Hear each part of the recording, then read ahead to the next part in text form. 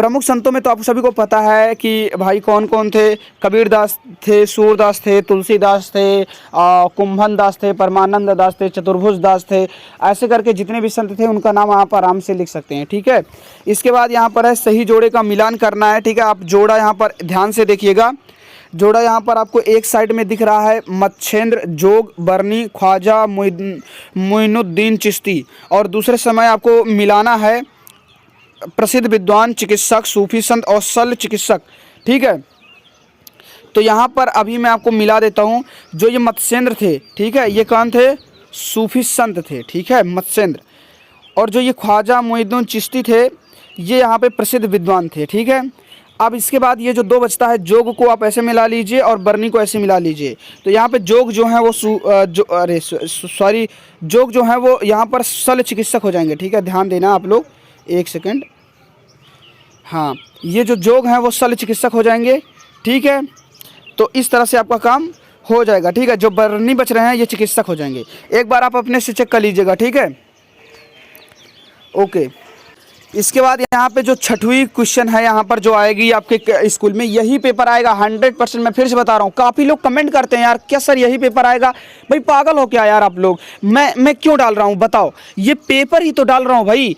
ये सब मार्केट से खरीद के लाया हूँ। देखो मार्केट से क्या होता है, आपके प्रधानाचार्य भी खरीदने जाते हैं, हम लोग पहले से जाके खरीद लाते हैं, ठीक है, हर जगह से। और आपके प्रधानाचार्य एक जगह से लाते हैं। हम जैसे हम उत्तर प्रदेश से हैं, तो उत्तर प्रदेश में जितने ज़िले हैं हम हर ज़िले से पेपर खरीदते हैं। हर ज़िले में जितने भी बुक डिपो के बड़े बड़े सेंटर हैं वहाँ से हम खरीदते हैं। जिससे क्या होता है ना, दुनिया के आप अगर यूपी के किसी भी कोने से है ना, तो उस कोने में भी आपके विद्यालय में पेपर हो रहा है तो यही सब पेपर होगा। इसीलिए एक सेट नहीं डाला जाता है, 5-5 सेट डाला जाता है, 6-6 सेट डाला जाता है। जिससे मान लो सेट 1 जो डाला गया वो आपके यहाँ नहीं आया तो सेट 2 का पेपर आ सकता है, सेट 2 का नहीं आया तो सेट 3 का आ सकता है। जैसे प्रतापगढ़ जिले से मैं निवास करता हूँ, अब प्रतापगढ़ जिले का पेपर अगर मैं आप सभी को दिखाऊंगा, हो सकता है सुल्तानपुर जिले में ना गया हो, लेकिन सुल्तानपुर जिले का पेपर जब डालूंगा तो वहाँ सुल्तानपुर में तो पहुँचेगा ना। इसी तरह सेट को आप देखा करिए, पूरा सेट देखा कीजिए। जितने ज़्यादा सेट देखोगे उतना ज़्यादा आपको यहाँ पर चांस रहेगा कि आपका पेपर पूरा आ जाएगा, ठीक है। चलो फिलहाल के लिए यहाँ पर आप लोग ये जो है क्वेश्चन, पृथ्वी की आंतरिक परतों के नाम लिखना है। आइए आपको दिखाता हूँ।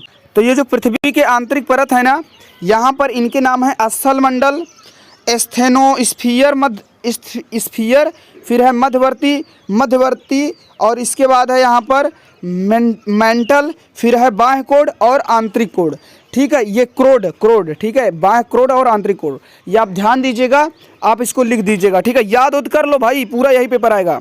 इसके बाद यहाँ पर देख सकते हो है ज्वालामुखी किसे कहते हैं, ज्वालामुखी पर्वत कैसे बनते हैं, ये आपको बताना है। आइए आपको दिखाता हूँ। इस क्वेश्चन में आपको बस इतना ही लिखना है, ये वाला ज्वालामुखी शंकु के अंग, यहाँ पर हेडिंग डाल के आपको इतना लिखना है, ठीक है। ऐसे लिखना है, जब ऐसे लिखना है, रुको दिखा रहा हूँ। जब अधिक जमा हो जाता है शंकु के अंग, जब अधिक जमा हो जाता है तब शंकु काफ़ी बड़ा हो जाता है तथा पर्वत का रूप धारण कर लेता है।